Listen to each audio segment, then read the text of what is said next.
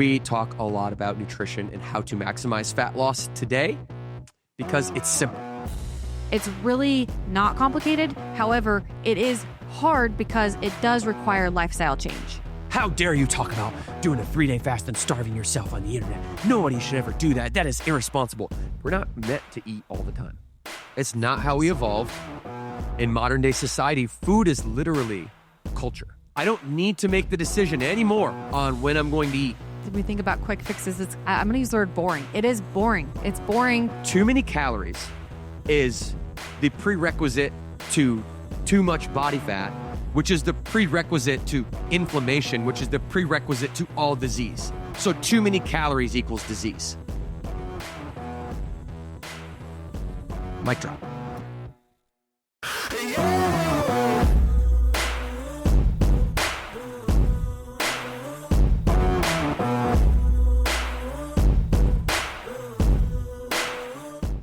Hey friends, welcome back to the Burn Bootcamp podcast. It is 2026. It is January 14th. This is episode 40, Melt Fat with These Simple Tips. Trisha, we are in the building. How are you doing? Happy New Year. Happy New Year. 2026 is off to a great start. Such a great start. Feeling great. I love it. Feeling good. I'm energized. Yeah. Probably have too much caffeine today, but also I'm energized because it's 2026. It's the compounding effect.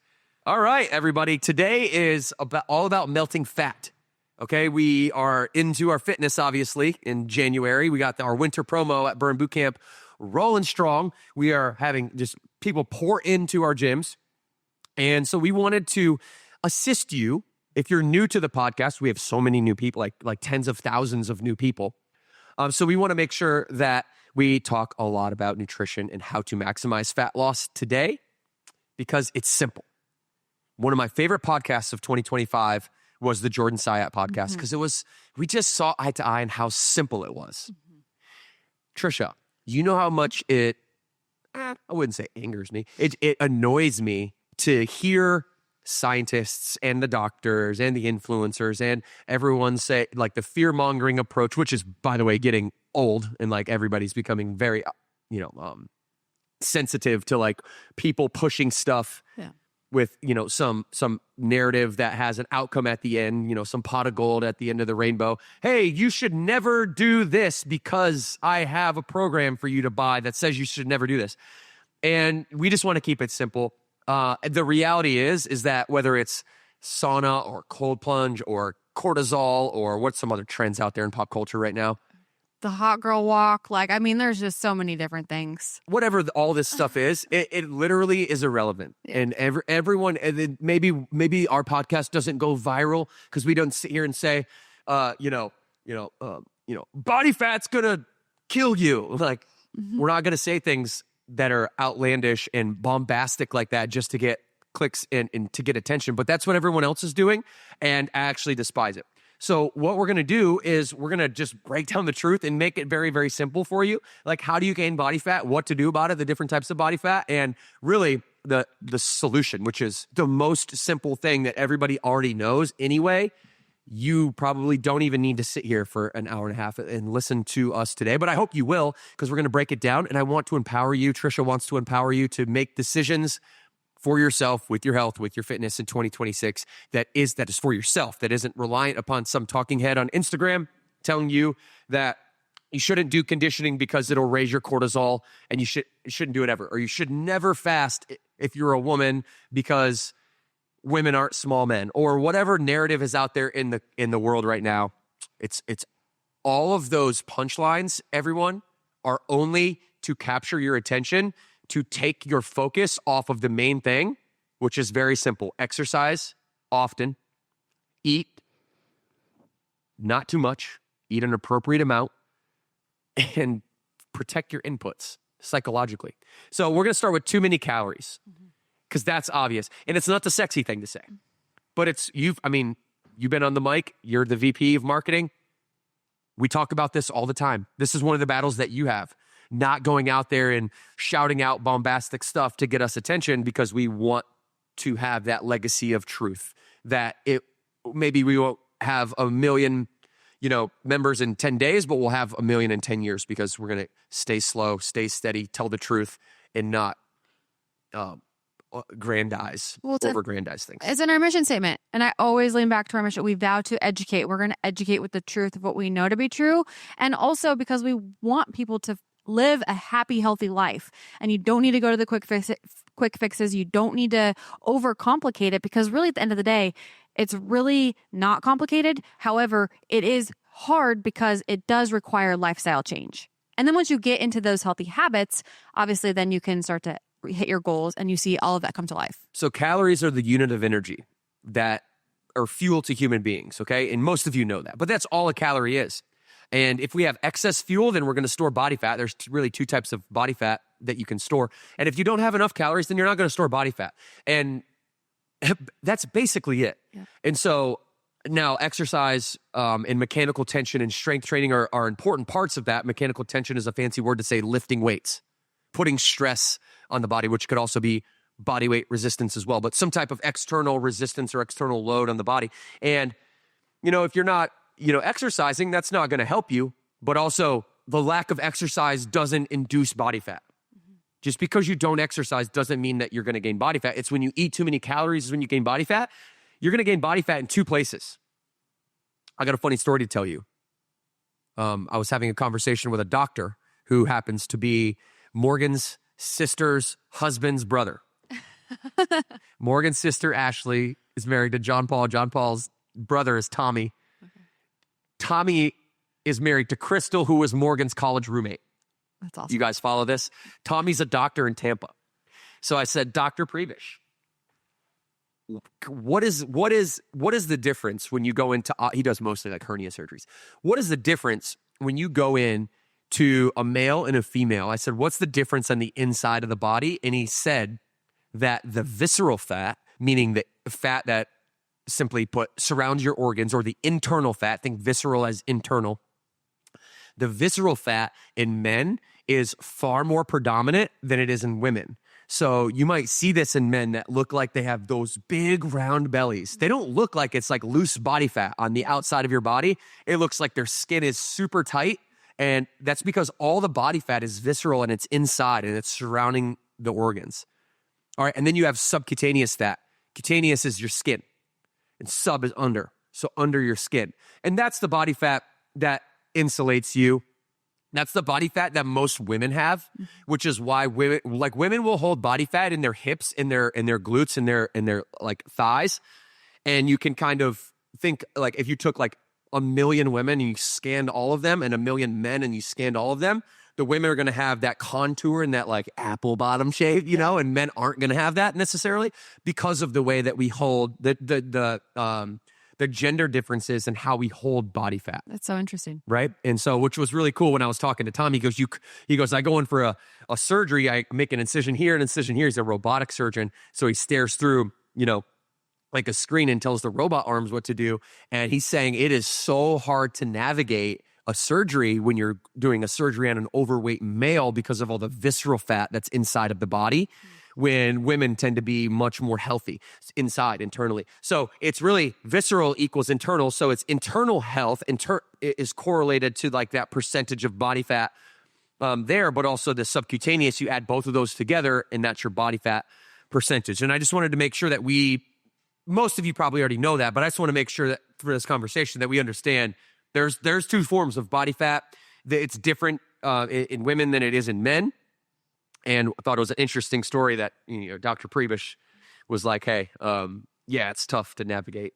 So I actually am learning something new right now because I've heard visceral fat, but so do women just don't have visceral fat? No, women and men both have visceral and subcutaneous fat. It's the propensity to accumulate what fat first. And what tends to happen in men is that visceral fat tends to, based on everything I could find, I'm not a doctor or a scientist, but based on everything I could find, it tends to happen in men viscerally first. It tends to accumulate viscerally first, and in women, it tends to manifest subcutaneously first.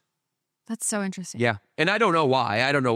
I'm just kind of regurgitating the foundations here as I wanted to walk you guys through this podcast in a kind of orderly manner. Mm-hmm. So obviously, visceral fat, body fat in general is going to affect hormones, inflammation, disease risk. Body fat and inflammation are directly correlated, right? Inflammation is the root cause of all disease, right? When you are swollen internally, or you're swollen in your joint. I mean, you could see it in your joints. If somebody has like non-chronic rheumatoid arthritis or whatever, and there's just a chronic inflammation in the joint, it's very painful, right? So the root cause of all disease is inflammation. So how do we get rid of inflammation? A precursor to inflammation is too much body fat. If you go on a 3-day fast, which I'm so happy that as we're talking about fasting, that it's becoming more popular out there in the ecosphere. As you do a 3-day fast, which 10 years ago would have been like, how dare you talk about doing a 3-day fast and starving yourself on the internet? Nobody should ever do that. That is irresponsible. Now people are doing it and they actually see the benefits from it. And in 2000, I believe in 16, the Nobel Peace Prize was won for autophagy. So now people understand that autophagy, which means death to cells, autophagy is the cleaning mechanism, the cellular waste folding and disposal mechanism that your body possesses naturally. When you don't feed it calories for a certain amount of time, it will start to take out the garbage, which is a great thing for your health, okay? So too many calories is the prerequisite to body fat, whether it be visceral or subcutaneous, period. Period. There's no other conversation that you can. I even talk about the hormonal effects of food. We even talk about the glycemic index. We even talk about other things that you might want to consider, like the hormonal effects of food, if you're trying to get to peak performance. Let me make that very clear to everyone. We talk about peak performance oftentimes when we say, hey, calories are first, calories in, calories out. But then quality calories in, calories out means basically the type of carbohydrates that you're putting in your body and how they affect your insulin, the glycemic index, you've heard of that, the GI, right? 99.99 repeating percent of you can just throw that out the window. Because you're overeating on your calories, which means the hormonal effects of food you're not even there yet. Yeah. You know what I mean? Yeah. So talk to me a little bit about what it means to overeat, because I know this was a learning curve for me when I 10 years ago started learning more about, trying to get into the body shape that I was trying to get into. I mean, to be completely honest with you. And I didn't realize that, it's not necessarily about the 24-hour window. It's more about the week-long window. Right? Yeah. I mean, you can. Yeah. So what you're asking is like, what does it mean to do well, with your nutrition? Yes. Because what, right? We have people we have members. You guys, you come to me in a focus meeting. You come to Trisha or one of our amazing trainers, and you sit down with us, and you're like, hey, I've been doing good for 3 days. I'm feeling pretty good, and everyone is going to clap for you. Cheers. Woo! Look at you go. And if you have a certain type of an emotional state, I might do that. But for most people, I'm not going to do that. I'm actually going to break your pattern of people in your life telling you that you've done something great when you've just done the baseline work. Yeah. You haven't done anything over and above and beyond yet. That's just like responsible adultism. Is that a word? You can make it a word. All right. That's just being a responsible adult is not eating too much food. What happens when you eat too much food and you stack whatever type of body fat it is? You stack body fat year over year over year over year over year. What happens to your life? It declines. Yeah. Not only does it get shorter, your lifespan, but your quality of life during the lifespan that's shortened gets diminished. So body fat is not a good thing. This whole era of big is beautiful. And if you think that, I don't disagree with you. I'm not saying that it's not beautiful. I'm not saying that it's not you. I'm not saying everyone needs to be fit and skinny and have a six. I'm not saying that. But what I am saying is that if you're going to have the philosophy, big is beautiful, food is fuel, eat whatever I want, life is short, I'm going to live it up, just know the other side of that, if you're in an obese category, the other side of that is going to be a shortened lifespan. Statistically, that's not my opinion. By 7 years. By 7 years. Obesity is overtaking the death rate for smoking. Yeah. So this is not something to play with. And I think culture has largely played with it for the last decade. And I'm not here for it. I think something to build on that, I've seen on TikTok a lot recently,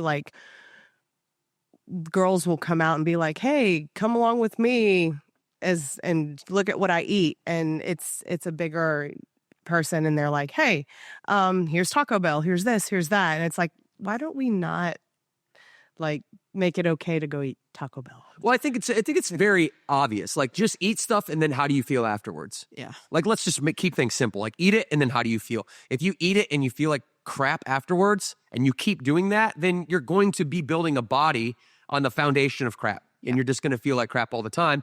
I was just talking to one of our teammates out in Salt Lake City. Her name is Chelsea Jacobson, and she went through a very public battle with cancer in 2025. And I was talking to her yesterday. She wanted to update me on how she's doing and her ambition for wanting to, grow with Burn and all these things. And she said a comment to me that is appropriate for this conversation. She said, she's going through a chemo and her body feels like ultimate crap. She goes, I got into a place where feeling like crap was just so normal that it felt okay. And then when I came back and I actually started building health in my body again, the level in which my energy went from like normalized under this chemotherapy treatment to like radically different and radically energized just by eating good food and not having chemicals in your body. And she was like, it is night and day. I never knew how good I felt, and I never knew how good I could feel. And because I've been to the pits of hell, essentially, in terms of how I feel, now I'm so much more motivated to stay on track with my health, to eat well, because I know that there's not another day given to us, and that building health in my body is my responsibility. I just thought it was a interesting and appropriate comment and conversation, because you don't know how those people you're following. Taco Bell's not healthy. It's like their meat is like one grade better than dog food. So if you're going to eat that type of stuff, you're going to be building crap in your body, and then crap will become normalized. And then because you want to feel good, and you don't, I'm preaching a little bit, but because these people want to feel good about themselves, they'll go around and say, look how good I feel, and I'm eating Taco Bell, and I'm drinking, diet sodas all day long. Let's try not to do that and see how good you could feel. I came across like an Instagram post. It might have been honestly Jordan Syatt, but he was talking about, he's big on basically keep it simple. It's if you want to lose fat, eat less food. You can also eat McDonald's every single day. If you just had one meal from McDonald's, which I think is about, I would say, between 12 to 1,500 calories if you eat like the whole meal, that would be like in a calorie deficit. So you could eat that, but then take inventory on, to Devan's point, on how you feel. And that's kind of what I tell people that are asking me questions is like, well, you don't eat McDonald's or you don't eat fast food. I'm like, I could if I wanted to. I'm not eating it because it's not in my calorie range. It's just because when I eat that stuff, I genuinely feel like crap. So I take inventory after I eat something and I'm like, was that actually worth it? To not from a calorie perspective, but I feel so gross. Yeah, so for sure. I think it's an important point to clarify, because we're not saying you can't eat that and not remain in a calorie deficit. No, I had Five Guys like 4 days ago. You certainly can. Yeah. You just, how did you feel after you ate Five Guys? I like crap. Yeah. Like crap, but it's delicious. It is. Yeah. And I'm not going to sit here and say that we should eat boiled chicken and broccoli every day either, but it's the boring thing we always go back to, Trisha. Right in the middle. Right? Like it's obvious what the right thing to do is, but nobody pays attention to you when you say what the right thing to do is. There's a rapper named Logic. I don't know if anybody ever listens to Logic's music, but he's like a clean rapper. He doesn't do like drugs and doesn't like gangbang and doesn't do these things. But he knows that if he talks about just like his clean living and playing video games and writing books in his house, nobody's going to listen. Yeah. So what he does is he reverse engineers all the stuff that people want to hear. He'll be like, he'll be like, taking drugs, not into that. He'll be like, partying in the club, yeah, seems fun, not into that. And he'll actually reverse engineer cultural norms, like these things that everybody wants to hear that get them all fired up emotionally. And then he'll use that kind of like Jordan Syatt does. Jordan Syatt does this too. Let's go back to the Jordan Syatt clip that you were going to play. He does this really well too. He did that water video that we showed during. Go back and listen to his episode. It was a really great episode, one of our most popular ones of 2025. But roll this clip from him, and he's a friend of ours now and part of our little podcast crew. So here you go, Jordan. Healthy in 2026. These are the top 10 most important things you need to do. Number 1, walk every day. A lot of idiots on social media say walking doesn't count as exercise. They're stupid. Walking is without question the single best, most important exercise you can do every single day. And if you look at the longest living populations in the world, what is the most common trend among them? They walk. a lot. Try and get at least 7,500 steps every day. If you can get more, great, get more. Number 2, strength train. For the love of God, lift some weights. You don't need to do it every day. You don't need to do it 7 days a week. Your workouts don't need to be 2 or 3 hours long. 2, 3, or 4 sessions a week of 30 to 75 minutes is plenty. Number 3, mobility. A lot of fitness influencers trash mobility and say it's overrated and you don't need it. Ironically, these are the same fitness influencers who look like they're going to have an aneurysm every time they bend over to touch their toes and are walking around looking like the Tin Man, always complaining about nagging aches and pains. You don't need to go to 27 yoga classes every week, and you don't need to be spending hours on end doing obnoxious, boring stretches. Good mobility training is strength training, just in. Okay, that's good. So, and excuse Jordan's French. It's okay. He is who he is. We love him. He can drop F-bombs all he wants. Those 3 tips, go to that post for the other 7. But those 3, like, if you're just focusing on the movement side of it, what happens to your nutrition when you focus on the movement side of it, Trish? It's going to get better. Gets better. Yeah. Why? Why do you think that is? Like, why you think that there's a compounding effect there? Because if you eat a Five Guys and then you go and try and do leg day the next day, and then if you ate a piece of grilled chicken and some vegetables the night before, and then you did leg day, and you think about, oh, that actually felt better when I didn't eat like crap, it's going to start to then motivate you to eat healthier. And so if we're trying to get rid of inflammation, generally speaking, that's one of those like immediate byproducts of good nutrition. Bad nutrition, or when I say bad nutrition, what I mean is consistently eating foods that are not calorie dense. Mm-hmm. That's what I mean. For example, I don't necessarily mean like the volume of food. For example, one of the things that I've done that has helped me tremendously, as most of you know, have been following me for any amount of time, especially like last year, I had this like dramatic weight loss where I had, like 40 pounds lost in a year. The last 20 pounds were lost in 3 weeks when I decided to do fasting for 7 days for the first time. Well, one of the things that helped me recover from, one of the things I found out about myself is that I'm very sensitive to table sugar, to sucrose. And so as soon as I introduced any amount of table sugar back into my diet, I started gaining weight back right away. And then I realized this, I stopped that and I just substituted it with an unlimited amount of fruit. And unlimited in a sense, because we're talking about calories in, calories out, but unlimited in the sense of it's so calorically dense that I could sit there and eat a whole bowl of it and it's like 300 calories, 400 calories, and I feel satiated. I feel full. So one tip for you guys out there is to, look, if you are looking to lose fat in 2026, this is one tip every single person that's listening to this right now can take in and execute on right now today. You just not stop eating table sugar. Okay, I'm not saying stop it, but just replace any time that you're vulnerable and you want to eat table sugar, traditional sugar, replace that for fruit.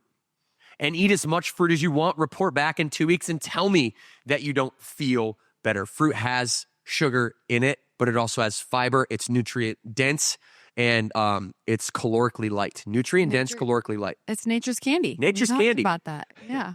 What episode was that where, I don't know, but anyways, we talked about like what it would be like to be the first person ever. Yeah. To like open a banana that was ripe and eat a banana or like a kiwi or something. Mm-hmm. I think it was last episode about New Year's resolutions. Yeah. Okay. All right. Well, that would be really cool. Just come across a kiwi for the first time and be like biting into it. And we get so numb to how delicious natural food is. Mm-hmm.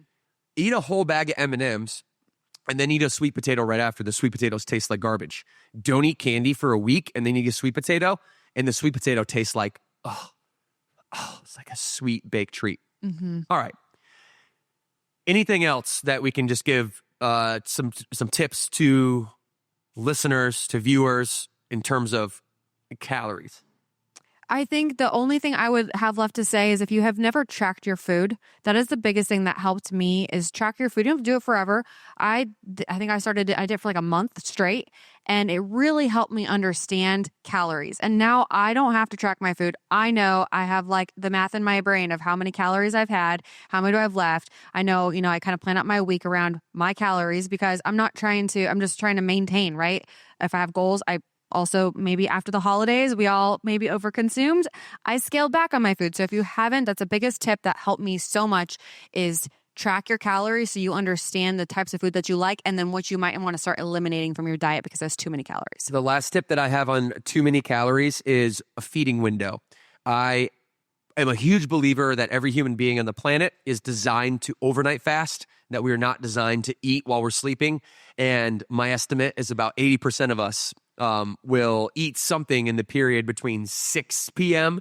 and 6 a.m. or whatever 12-hour window when you go to bed and you get up, that the vast majority of us are not allowing ourselves to repair and recover and not give our body the distraction of calories that we have to do something with, that our body has to actually attack, break down, store as energy, which takes energy, and we can't put those bodily functions on something else, which is like repair, recovery, flooding your bloodstream with growth hormone while you're sleeping, etc. So it's all calories in, calories out, right? Like, let's stop right there for a moment and say that the feeding window, the number one thing the feeding window does is it allows you to have a short period of time in which you're focused on eating and you consume your calories in that window.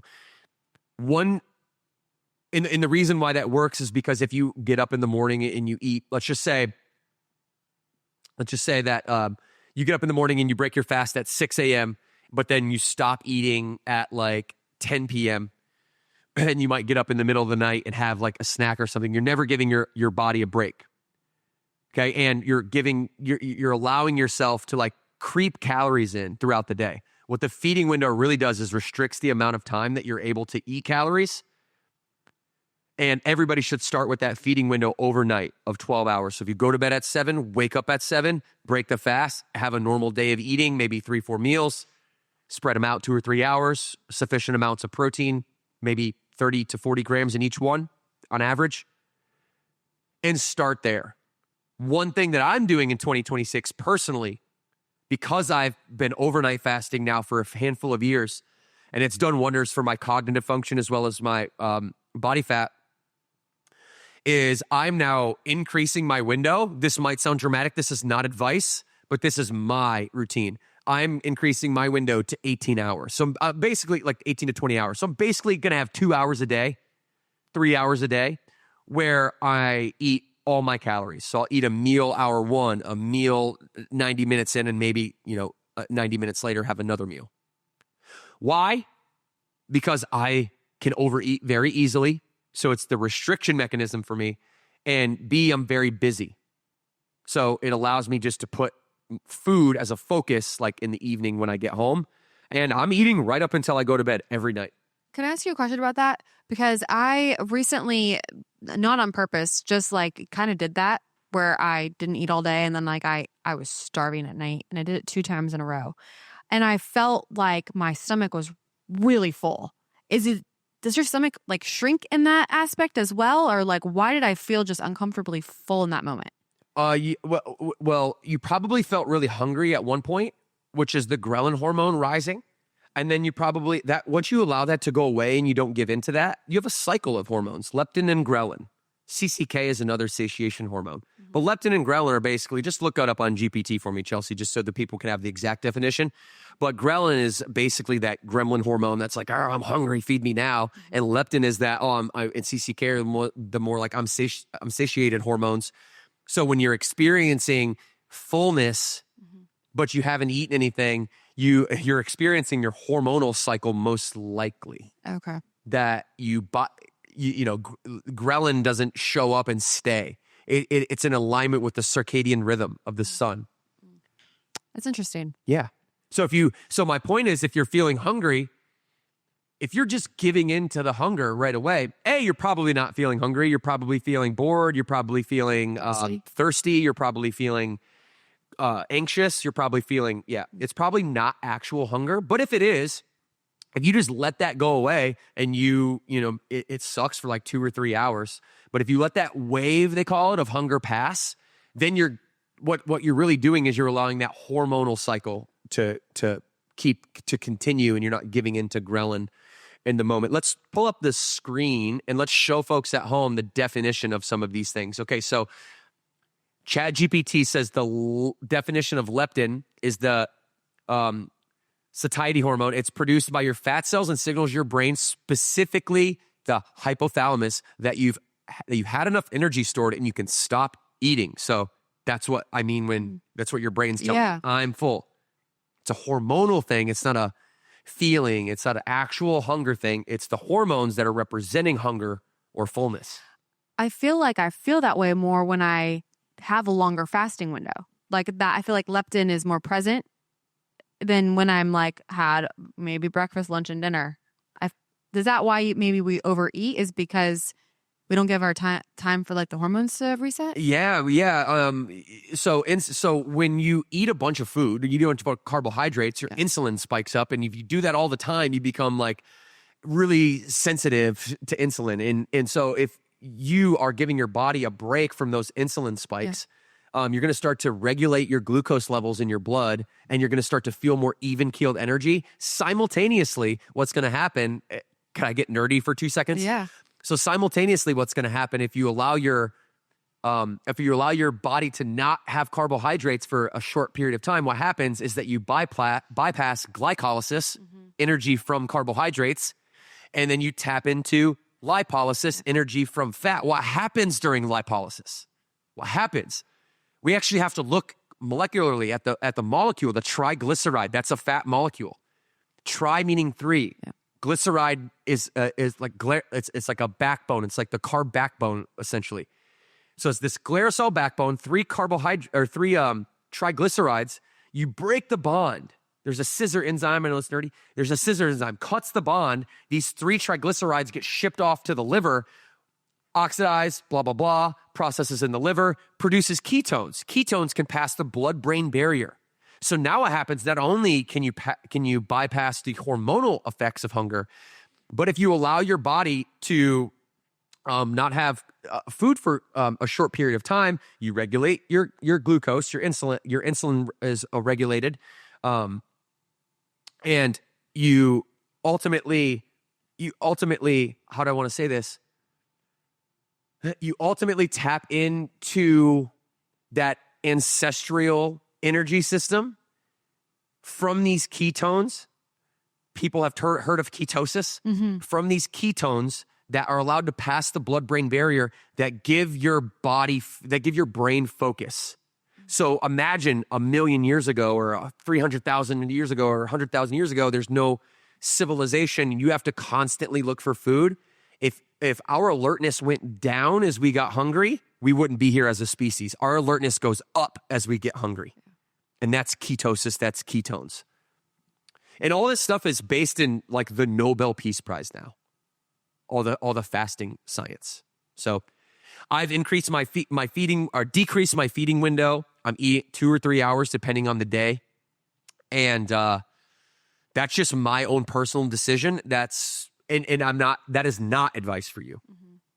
I think it's interesting because I've told my husband gets so upset with me because there will be many times I come home from work and he's like, "What did you have for lunch?" It's like, "You forgot to eat again." But it's not that I forget to eat. I'm actually, and now that you say this, it's science. I'm more alert. I'm actually can get more stuff done when I bypass lunch sometimes. For when I eat like a big lunch, let's say we go out to like a team lunch and I eat a lot of food, I just want to go home and take a nap. I am like not my best self. I'm feeling like just heavy and gross because of the science. We're not meant to eat all the time. It's not how we evolved. In modern day society, food is literally culture. It's literally culture. Like everything is based around food, everything. So it's such a hard battle to climb to say we're not meant to eat all the time. This is why people demonize like fasting, because they don't want to do it and they want to take the time to understand it. And they think it's starving yourself. It's not starving yourself. Starving is involuntary. Yeah. Fasting is voluntary. You could stop at any time, and you should. I think the longest anyone should go is, 3 days, maybe 5 days if you're extremely well-versed in it and you're somebody who's been practicing for a long time. But 72 hours is really where all you need if you are practicing fasting for for health, Yeah. right? Autophagy benefits, but also body fat. You're going to lose body fat and you're going to become more metabolically flexible, switching from glycolysis, carbohydrates for energy, to lipolysis, fat for energy. We want to use our fat for energy. Actually, calories that are actually body fat is nothing more than just stored calories in the form of body fat. So that's what happens when I talk about this like sciencey triglyceride scenario. That's what happens is the calories come in, there's an excess of energy, it stores as body fat, visceral or subcutaneous, and then when we burn body fat, lipolysis, that's just calories reverse engineering the same process and breaking back down into parts that are able to be utilized for bodily processes, not just extra stored energy sitting on your hips. Mm-hmm. But that's what body fat is, people. Body fat is extra stored energy for a rainy day when you don't have food for 7 days, 8 days, 10 days, when there's a famine and it's winter and you're living in, Northern America or Canada back 100,000 years ago. So too many calories is the root cause of inflammation. Excuse me. This is very, very important for everybody to understand. So let me back up.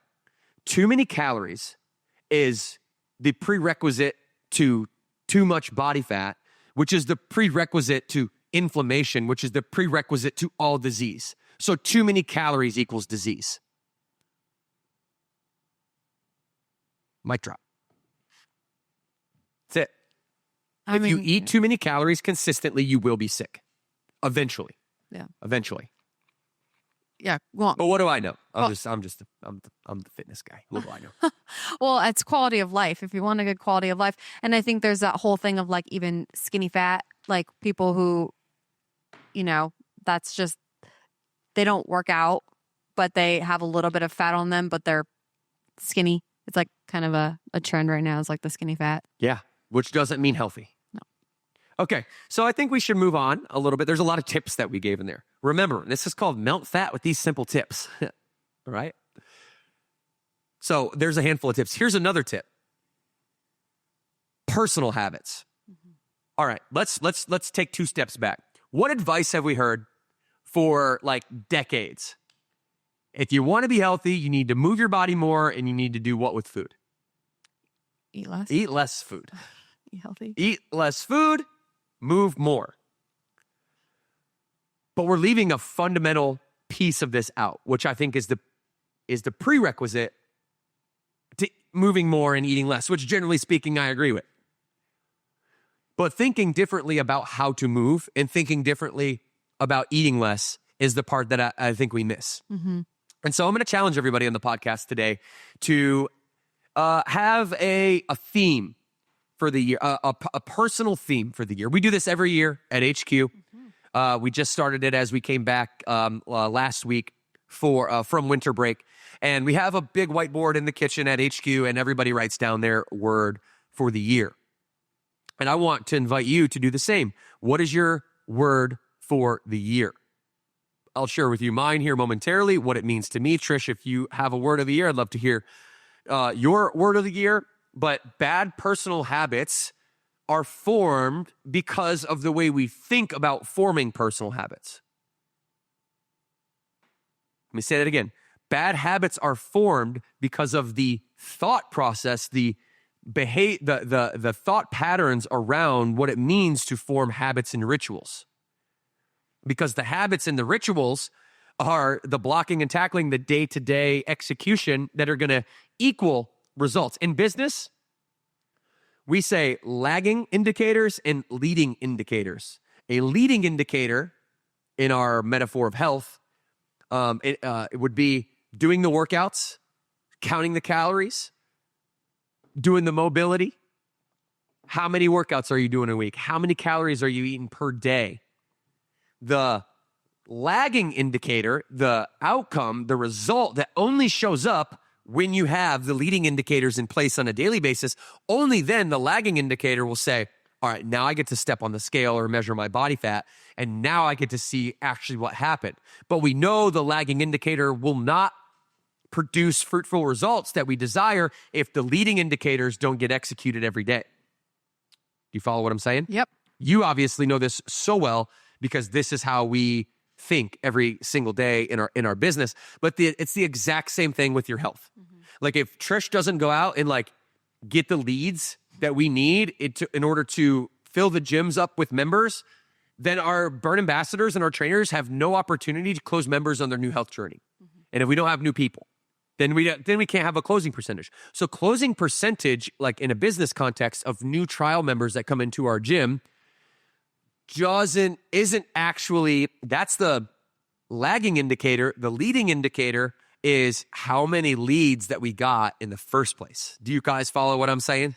Okay, Trish. Well, I mean, I was going to just chime in on the quality of leads because it's also quality. So I think going into then, if you think about it from a personal perspective, you want to make sure that you have quality leading indicators. They can't just be you going out there and having a broad term for that, because just like to the example of leads, we can go and get as many leads as we want, but if they're not actually quality leads coming into the gym, then our lagging indicator is going to be off. What could be a quality and then an example of a not quality leading indicator when it comes to what we're talking about today, which is calories, body fat, visceral, subcutaneous fat? What are some leading indicators in your life that you're like, if I do these things, I know I'm going to stay as lean as I want. And I know when I stay lean and I control my body fat, that I'm going to ultimately control my health.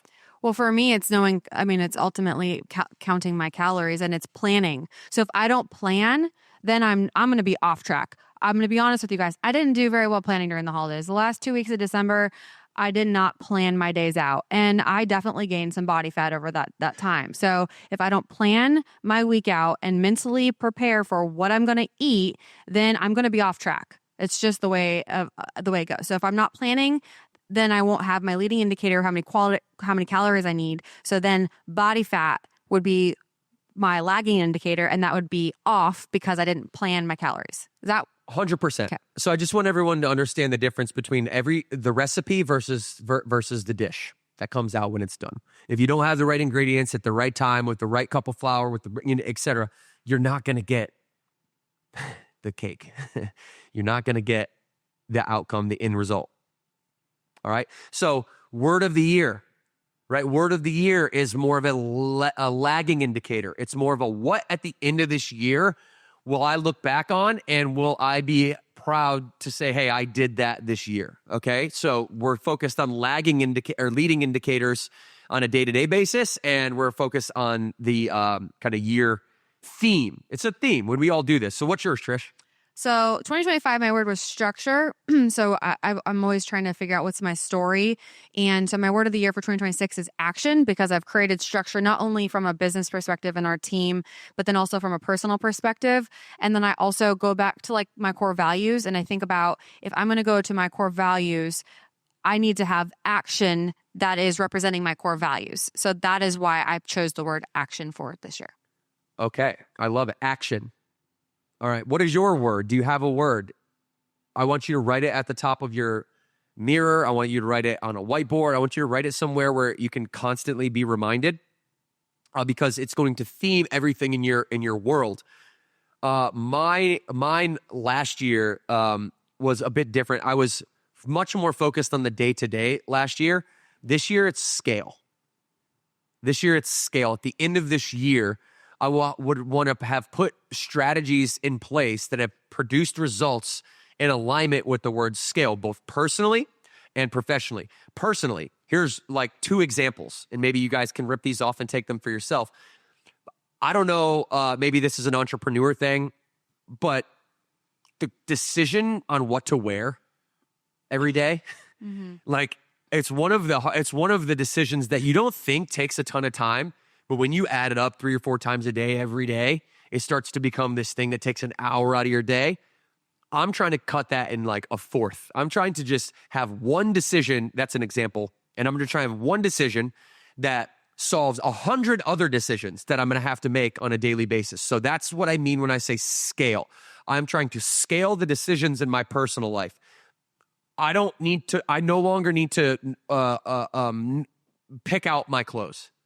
When I go I have a closet, it's got shirts and pants. I grab a shirt and I grab pants. That's it. And it doesn't matter which one. They're all there. It's not like, which one do I want today? It's whatever is there in front of me. Okay? And headbands now. I'm going to do the headband thing. Somebody told me, DK, you need to have, when you do their close-up shots on Instagram, you need to have something that represents, the brand and makes you unique kind of right here. So that's where the headbands are coming from. So I'm going to wear headbands every episode now in case you're wondering why. In my nutritional life, it's going to be the feeding window I've already talked about. I don't need to make the decision anymore on when I'm going to eat or what I'm going to eat.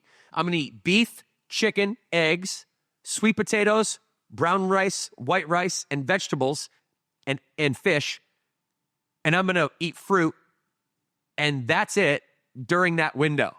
And then whenever I feel like it, I'll probably indulge into like some afterburn bars in that window. But those are decisions that I've made. Now I don't need to wonder, what am I going to go out to eat? What am I going to eat? Leslie, can you help me order some food? Hey, none of that stuff. It's very streamlined. It's scaled. It's easy. It's systemized. With the professional side of my world, which is probably what I think about more when I think about scaling, this is a huge growth here. We just announced the Kevin Hart partnership. It's one of the coolest partnerships that we've done at Burn Bootcamp. It's gonna change the game in terms of the awareness that we are able to garner on our brand. Kevin is a universally loved and recognized superstar, and he loves our brand and wants to share it with the entire world. That's a scale move. Okay, we're gonna bring in more leadership this year. That's a scale move. We're gonna create more rituals inside of the office. It's a scale move. We're gonna maybe reduce the amount of one-on-one meetings that we have, and we're going to start putting more and more tripods and things like that together. So when Trisha talks or our CEO talks or our CEO or I talk, we're not just talking to one person, we're talking to multiple people. We're able to scale. That's my word for the year, is scale. And I think a great word both has a personal implication and a professional implication.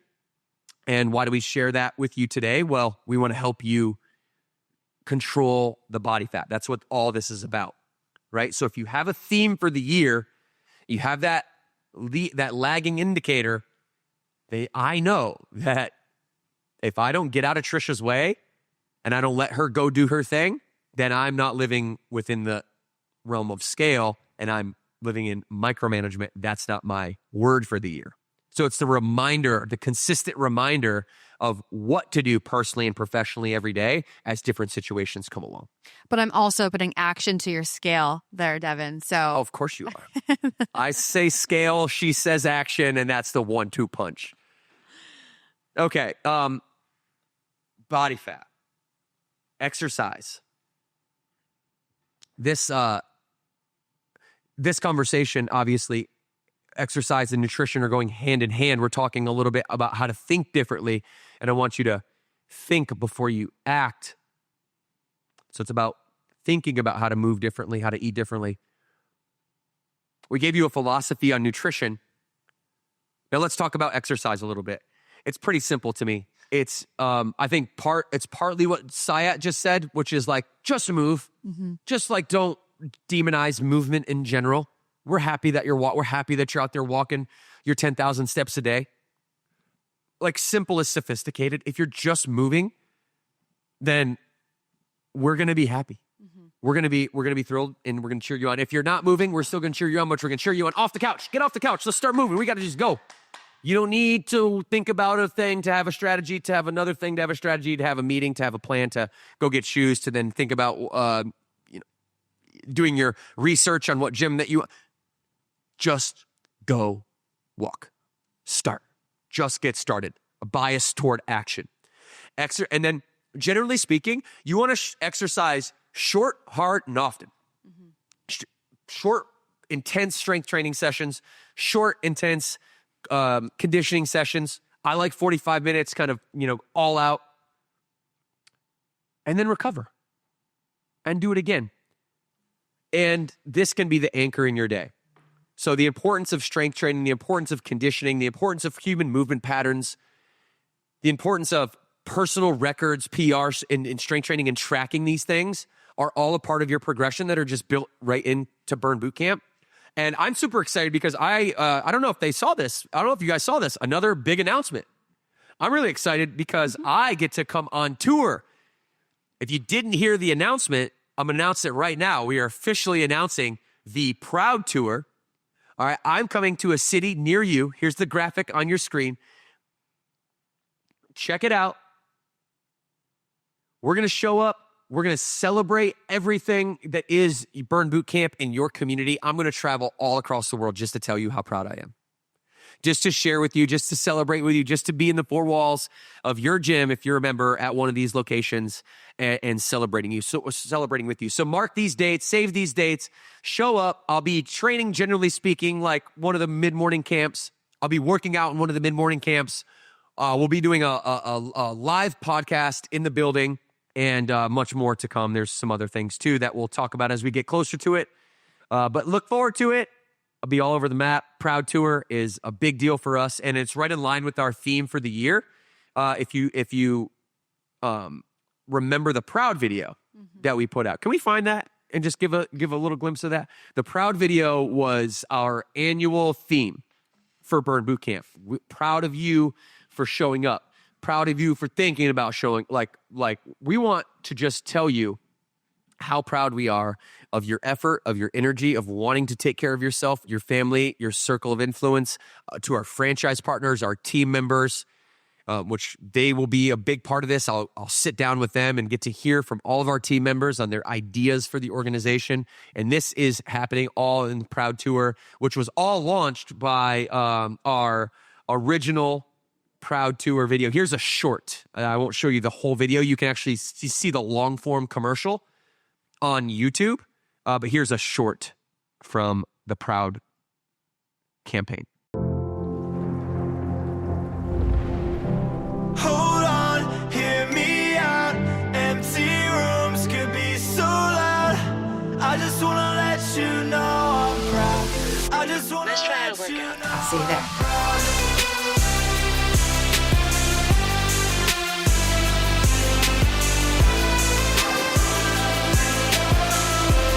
I just wanna let you know I'm proud. All right, Trisha, when we're making this, obviously, we're the engineers behind this along with our media partners. And what does this mean, Proud mean to you? And how do you really relate to Proud? And what are you excited for in terms of my campaign that you're intricate in helping put together? Yeah, no, Proud. If you are a Burn Bootcamp member, we know you're listening. Most of you guys are Burn Bootcamp members. You know that we just exude we're proud of the people that show up. And I think a lot of the times, and I was one of those people before I found Burn Bootcamp, I didn't feel like I was seen. I felt like I was just kind of in the shadows of becoming a new mom, and I felt lost.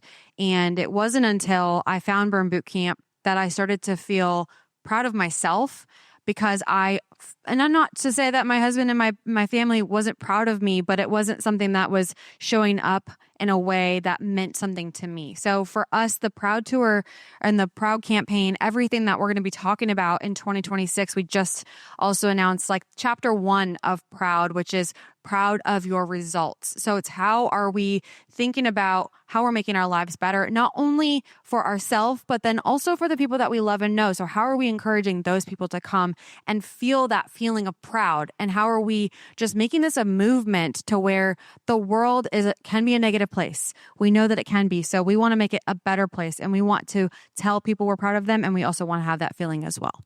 So I'm going to travel right to your gym and just tell you face to face. That's how I feel about it. That's how convicted we are. And really looking forward to that. So share that. Let your fellow Burn members or people in your community that are in proximity to these tour stops and tour dates, let them know we are coming. It's going to be a party, and I can't wait. And I'm going to do my best to bring some of our brand champion friends along with me to, you've seen people that have really come to our brand and found us, like Kevin. Look, we just announced that. Nick Foles is another Super Bowl winning quarterback. We've done a podcast. He's also a big part of our quarter 1 campaign that Trisha is talking about, member at Costa Mesa, along with his wife, Tori. Pat O'Donnell, who's a current punter for the Arizona Cardinals, and his wife, Shelby, down in the east coast of Florida. So shout out to them. They're at the Jupiter location. And, people along the way, as, I go to Texas, Jordan Syatt and I have talked about hooking up and just, really bringing influential, inspiring people to you too, and really making a big event out of it. So hold the date, save the date. I'll see you there. Anything else on that, Trish? We're excited. I'm excited. Can't wait to get that kicked off. Okay. All right. So the last thing we're going to do, Chelsea, I want you to go to YouTube and I want you to pull up Rescue Me.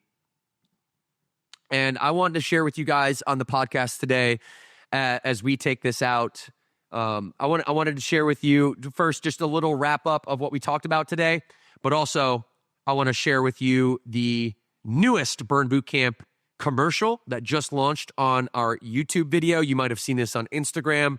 It is our follow-up to our Proud video. We're going to play the whole long form for you right here, so you can see it here, but you can also play this back on YouTube. But today we talked about melting fat away, all right? And we talked about the 3 things to keep it really simple and some tips to do so. Trisha, it's not complicated. That's what I learned from this podcast. It is stuff you've heard before.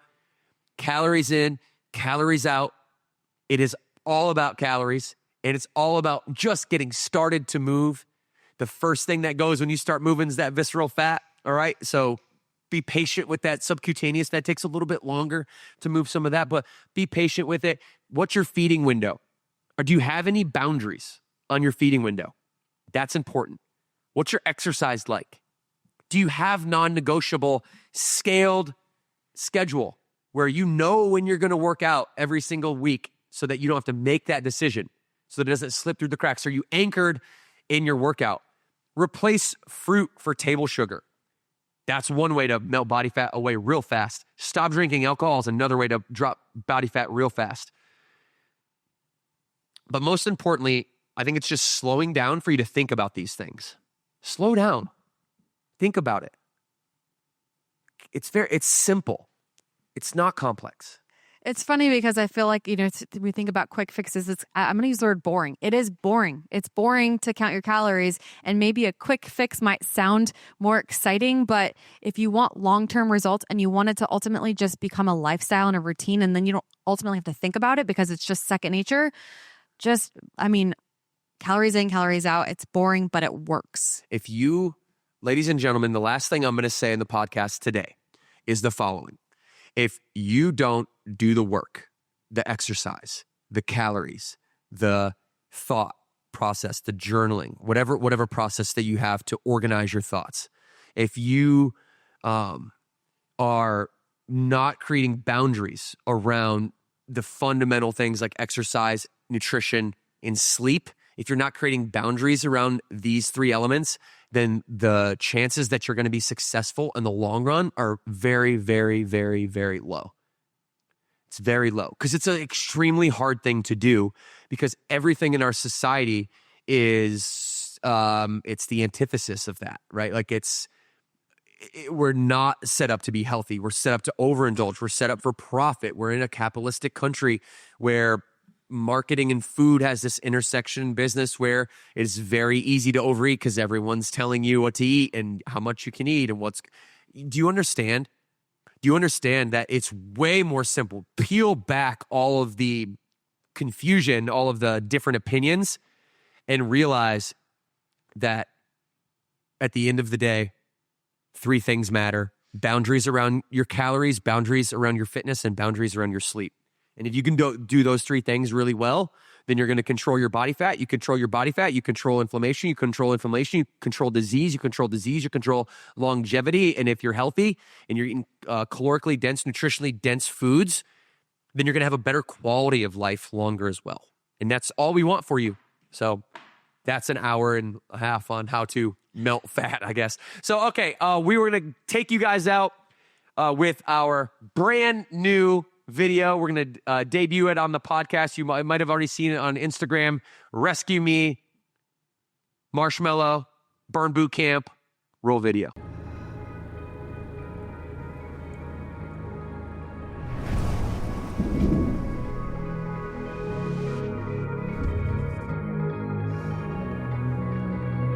Never been safe, but I've never come closer.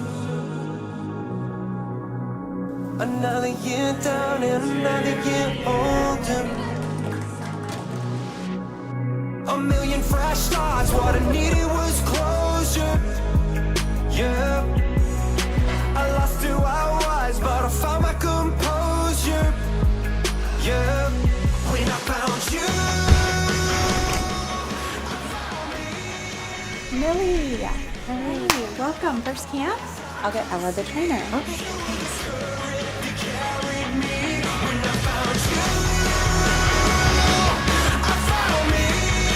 Millie, this is Ella. She's going to be training. Hey, you showed up. Yeah, it's the hardest part. Let's go over there and introduce someone. Okay.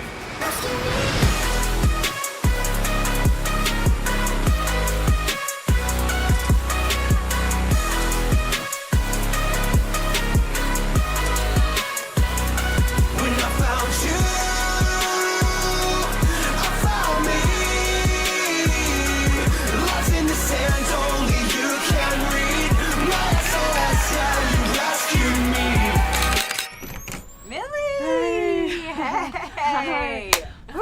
I'd love to get to know you better. Come see me before your next camp. Yeah. Calling high strong, started up in my dosage. We're way too young to be feeling this hopeless. So what are your goals? Why are you here? You are my light in the endless ocean. I just feel like I need to make a change. You showed up, and I'm so excited to be on this journey with you. Yeah. Thank you.